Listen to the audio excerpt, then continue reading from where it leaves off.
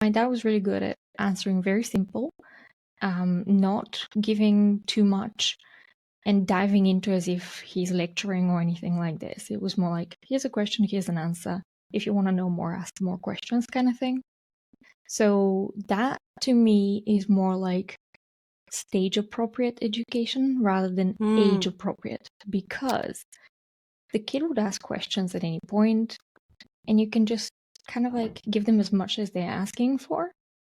Because most kids are like, they get an answer and they're like, huh, okay. And they move on and go play hide and seek or whatever kids do nowadays. But yeah, it was more like stage appropriate education. There wasn't sit down and this is sex kind of talk. Yeah, I got that talk. My mom did a really good job with it, but I like that idea, stage appropriate versus age appropriate, because that way the child is coming to you and telling you what they're ready to learn. Yeah, yeah. Versus you deciding when they're ready to learn it. Yeah, and I have done sex education in schools, like delivering, and I walk into a room of 14, 15-year-olds, and trust me, they're the kids that are absolutely terrified of being there. Like, oh my God, I don't want to learn anything here. I am not ready. I don't want to hear anything. It feels so uncomfortable. One group of kids, the other group of kids are like, oh, miss, do you know this word?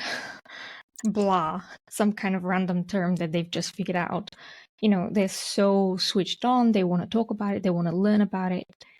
They're at a different stage. They may be the same age, but in their development and readiness to learn and openness to learning, they're at a very different stage. Yeah. No, that's a very, very good point. And I think so important to keep in mind. And that's why, in many ways, having the kid come to you with questions is more impactful because they tell you what they're ready for. Yeah. Huh. That's really fascinating. Yeah. I remember my sex ed class. My parents had told me about my mom had told me about sex before, and was able to kind of do it in a way that was relatable to me because I started masturbating at a very young age. And so, she was like, she told me, this is what it is physiologically. And I was like, why would anybody do that? That sounds uncomfortable. That sounds awful. And she was like, well, it feels a lot like pushing your button. And I was like, oh, never mind. I'm